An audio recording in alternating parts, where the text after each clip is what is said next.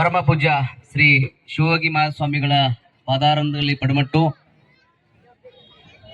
ಏನು ಕ್ರೀಡಾ ಮನೋಭಾವನೆಯಿಂದ ವೇದಿಕೆಯನ್ನು ಹಂಚಿಕೊಂಡಿರುವ ಎಲ್ಲ ಕ್ರೀಡಾ ಬಂಧುಗಳಿಗೆ ಅವರಿವರೆನ್ನದೆ ಅದರ ಜೊತೆಯಲ್ಲಿ ಈ ಕಾರ್ಯಕ್ರಮವನ್ನ ಅತ್ಯಂತ ಅಚ್ಚುಕಟ್ಟಾಗಿ ನೆರವೇರಿಸಿದಂತ ದೇವರ ಪ್ರಿಯ ಕ್ರೀಡಾ ಮಿತ್ರರಲ್ಲಿ, ದಾನಿಗಳಲ್ಲಿ, ಕ್ರೀಡೆಯ ಮನೋಭಾವನೆಯನ್ನ ಆಸಕ್ತಿ ಹೊಂದಿ ಈ ಕ್ರೀಡೆಯಲ್ಲಿ ಭಾಗವಹಿಸಲು ಬಂದಿರುವ ಎಲ್ಲ ಕ್ರೀಡಾಪಟುಗಳಲ್ಲಿ ಅವರಿವರೆನ್ನದೆ ಎಲ್ಲರನ್ನ ನೆನಪು ಮಾಡಿಕೊಳ್ಳುತ್ತಾ ಸಮಯ ಬಹಳಷ್ಟು ಆಗಿದೆ. ಹೀಗಾಗಿ ನಾನು ವಕೀಲ ವೃತ್ತಿ, ನ್ಯಾಯ ವೃತ್ತಿಯಲ್ಲಿ ಕೆಲಸ ಮಾಡ್ತಾ ಭ್ರಷ್ಟಾಚಾರದ ವಿರುದ್ಧ ಏನೋ ಕ್ರೀಡೆ ನೋಡ್ಬೇಕು ಅನ್ನೋ ಒಂದು ಆಸಕ್ತಿ ಇರ್ತೈತಿ. ಹಾಗಾಗಿ ಯಾಕಂದ್ರ ಇಡೀ ವರ್ಷದ 12 ತಿಂಗಳು 3 ತಿಂಗಳ IPL ನೋಡಕ್ ಹೋಗ್ತೈತಿ ಸಮಯ, ಇನ್ನು 3 ತಿಂಗಳ ಬಿಗ್ ಬಾಸ್ ನೋಡಕ್ ಹೋಗ್ತೈತಿ, ಇನ್ನು ಅದರೊಳಗ ಪಬ್ಜಿ ಗಿಬ್ಜಿ, ಸಾಮಾಜಿಕ ಜಾಲತಾಣ, ಟಿವಿ ಮಾಧ್ಯಮ, ಮೊಬೈಲು ಎಲ್ಲವನ್ನು ಸಿಕ್ಕು ನಮ್ಮ ತಲೆ ಹೆಂಗಾಗ್ಯದಂದ್ರ, ಹಿಂದೆ ನಮ್ಮ ಅಜ್ಜ ಹತ್ತತ್ರ ನಮ್ಮ ಅಜ್ಜ 100 ವರ್ಷ ಜೀವನವನ್ನ ಬದುಕ್ತಾ ಇದ್ದ ಗಟ್ಟಿ ಆಳು, ನುಚ್ಚ ಮಜ್ಜಿಗೆ ತಿಂದು ಸಜ್ಕ ತುಪ್ಪ ಹಾಕೊಂಡು ತಿಂದು ಗಟ್ಟಿ ಕಲ್ಗುಂಡಂತ ಇದ್ದಂತ ನಮ್ಮ ಅಜ್ಜ ನಿಮ್ಮ ಅಜ್ಜ. ಈಗ ನೀವು ಹೆಂಗಿದೀವಿ? ತಿನ್ನುವಂತ ಕಲಬೆರಕೆ ಪದಾರ್ಥಗಳನ್ನ ತಿಂದು ಒಂದ್ ಪುಣ್ಯವಂತವ 50 ವರ್ಷ 60 ವರ್ಷ ನಿವೃತ್ತಿಯ 60 ವರ್ಷ ಪೂರೈಸಿದ್ರೆ ಆತ ಪುಣ್ಯವಂತ ಈಗಿನ ಕಾಲದಲ್ಲಿ ನಾವು ತಿನ್ನುವಂತ ಆಹಾರ ಪದ್ಧತಿಗೆ. ಹಾಗಾಗಿ ಇಲ್ಲಿರ್ತಕ್ಕಂಥ ಯಾಕೆ ಹೇಳ್ತೀನಿ ಅಂದ್ರೆ, ತಿನ್ನುವಂತ ಆಹಾರ ಸರಿ ಇಲ್ಲ.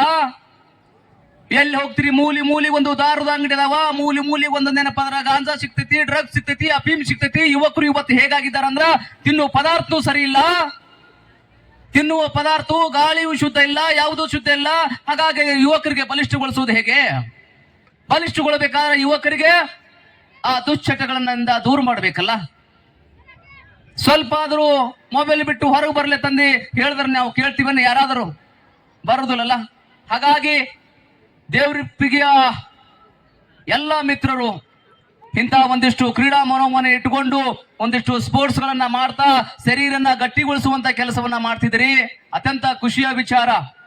ಬಹುತೇಕ ತಾಲೂಕುಗಳಲ್ಲಿ ಇಂಥ ಕ್ರೀಡಾ ಮನೋಭಾವನೆ ಇರ್ತಕ್ಕಂಥ ಜನರು ಹುಟ್ಟಬೇಕು ಅಂದಾಗ ಮಾತ್ರ ನಮ್ಮ ದೇವರಪಿ ಮತಕ್ಷೇತ್ರದ ಯುವಕರು ಬಲಾಢ್ಯರಾಗ್ತಾರ. ಒಂದ್ ಸ್ವಲ್ಪ ದೇಹವನ್ನ ಮನಸ್ಸನ್ನ ಗಟ್ಟಿಗೊಳಿಸ್ಲಕ್ಕ ಸಾಧ್ಯ ಆಗ್ತೈತಿ.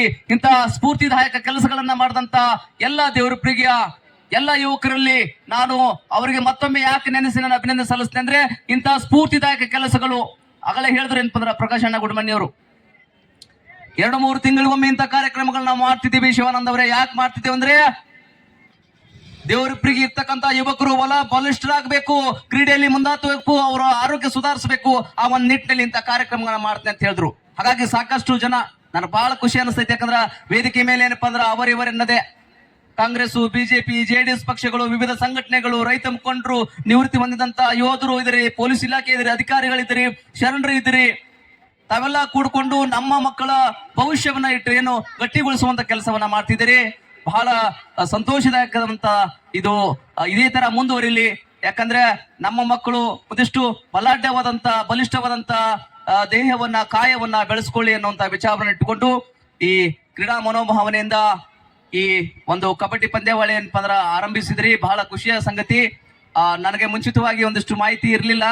ಗೊತ್ತಿದ್ರೆ ನನ್ನ ಕೈಲಿ ಆದಷ್ಟು ನಾನು ಒಂದಿಷ್ಟು ದೇಣಿಗೆಯನ್ನ ಕೊಡ್ಬೇಕು. ಯಾಕಂದ್ರೆ ಇಷ್ಟು ಒಳ್ಳೆ ಕೆಲಸ ಮಾಡ್ತಿದ್ರಿ, ನಮ್ಮ ಕೈಲಿ ಆದಷ್ಟು ಸ್ವಲ್ಪ ಮಾಡೋಣ. ಯಾಕಂದ್ರೆ ನಮ್ಮ ಮತಕ್ಷೇತ್ರದಲ್ಲಿ ಯುವಕರು ಬಲಾಢ್ಯವಾಗಿ ಒಂದಿಷ್ಟು ದೇಹವನ್ನ ಕಾಯವನ್ನ ಬೆಳೆಸ್ಕೊಳ್ಳಿ, ಆರೋಗ್ಯವನ್ನ ವೃದ್ಧಿ ಮಾಡ್ಕೊಳ್ಳಿ ಅನ್ನುವಂತ ವಿಚಾರ ಇಟ್ಕೊಂಡು ನೀವೆಲ್ಲ ಮಾಡ್ತಿದ್ರಿ. ಮುಂದೆ ಏನಾದ್ರೂ ಕಾರ್ಯಕ್ರಮ ಇದ್ರೆ ದಯವಿಟ್ಟು ತಿಳಿಸ್ರಿ. ನಾನು ನನ್ನ ಕೈಲಿ ಆದಷ್ಟು ಮಟ್ಟಿಗೆ ಏನಪ್ಪ ಅಂದ್ರೆ ತಮಗೆ ನಾನು ಇಂಥ ಒಳ್ಳೆ ಕೆಲಸ, ಇಂಥ ಕೆಲಸ ಪುಣ್ಯದ ಕೆಲಸ ಇದು. ಹಾಗಾಗಿ ಇದಕ್ಕೆ ನನ್ನಿರುವ ಹಾಗೆ ಇಲ್ಲಿ ಬಂದಿರತಕ್ಕಂತ ನನ್ನೆಲ್ಲ ಅಣ್ಣ ತಮ್ಮದರಿಗೆ ಮತ್ತೊಮ್ಮೆ ಮಗದೊಮ್ಮೆ ತಮ್ಮ ಪದಾರಂಧಗಳಲ್ಲಿ ಶರಣಾರ್ಥಿಗಳನ್ನ ತಿಳಿಸ್ತಾ ತಮ್ಮೆಲ್ಲರಿಗೂ ಒಳ್ಳೇದಾಗ್ಲಿ ತಂದೆ ಹೇಳ್ತಾ ಎಲ್ಲರಿಗೂ ಒಳ್ಳೇದಾಗಲಿ.